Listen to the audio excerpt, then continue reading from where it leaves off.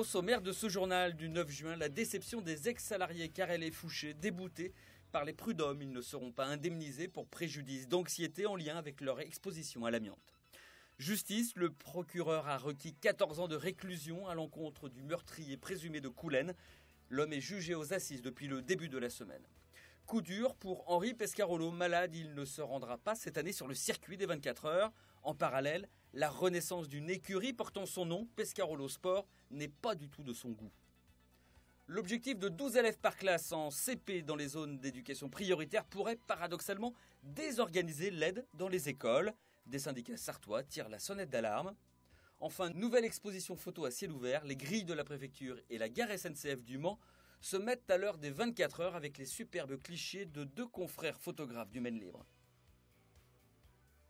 Les salariés Carrel et Fouché déboutés au prud'homme. Les 140 ex-salariés réclamaient 20 000 € au titre du préjudice d'anxiété lié à l'utilisation d'amiante dans l'usine. Le collectif estime à une vingtaine le nombre de personnes décédées dans l'entreprise de cette cause.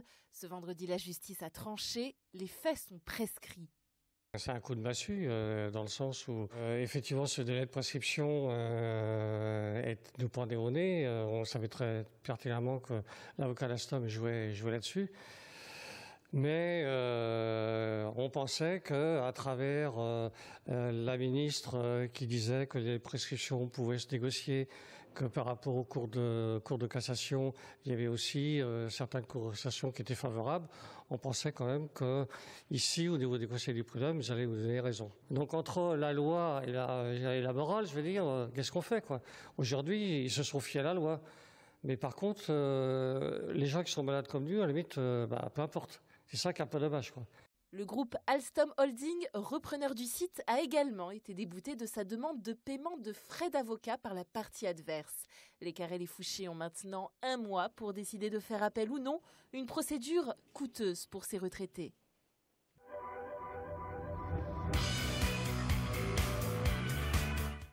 14 ans de réclusion criminelle, c'est la peine requise par le procureur à l'encontre d'un homme de 47 ans. Depuis mardi, l'homme est jugé par la cour d'assises du Mans pour violence ayant entraîné la mort sans intention de la donner. Le 16 avril 2014, il avait tiré dans la poitrine d'un jeune homme de 25 ans en plein centre-ville de Coulennes. Trafic de stupéfiants, règlement de compte ou un incident routier qui aurait dégénéré. Le mobile du meurtre reste flou. Le verdict est attendu ce vendredi dans la soirée.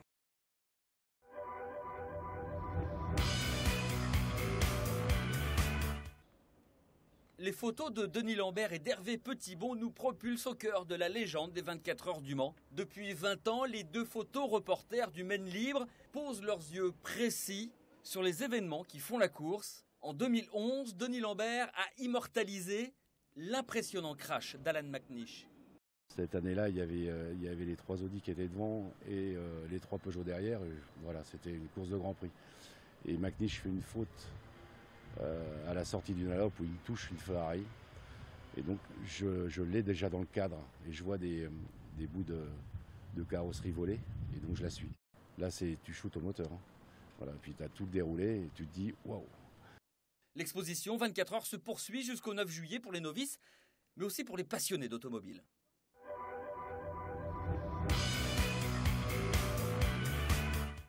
Cette nouvelle édition des 24 heures se fera sans Henri Pescarolo. Le recordman de la participation a dû annuler sa venue pour raison de santé. Il se remet d'une ablation d'une tumeur de l'oreille interne. Pescarolo Sport a pourtant fait partie de l'actualité automobile de ces derniers jours. Et pour cause, après la vente de l'écurie, le racheteur du nom vient de sortir un nouveau prototype, baptisé Pescarolo 04 LM. Pas du goût de l'iconique Henri que nous avons joint par téléphone. Il faut se souvenir que quand j'ai créé l'écurie en 2000, c'était pour essayer de gagner les 24 heures du Mans au classement général et qu'on s'est toujours battu en LMP1 face à des constructeurs comme Audi ou Peugeot au plus haut niveau. Donc revivre Pescarolo Sport déjà sans moi, ça rime pas à grand chose. Et ensuite au niveau auquel il s'attaque, c'est indigne de Pescarolo Sport. Faire une petite voiture pour des coupes, je ne sais pas trop comment, ou pour plus tard des LMP3, c'était pas du tout l'image de Pescarolo Sport. Mais en fait, il il est libre de le faire puisqu'il a resté le nom maintenant. Mais disons que c'est pas avec mon approbation, ni encore moins avec ma participation. Henri Pescarolo refuse pour l'instant d'avoir recours à un long procès. Dernière actualité du quadruple vainqueur de l'épreuve, la mise en vente aux enchères de la combinaison qu'il portait aux 24 heures de Daytona en 1991. Les bénéfices seront reversés à l'association événementielle pour l'orphelinat d'Antroca à Madagascar. Une vente caritative organisée pour la première participation d'eBay aux 24 heures.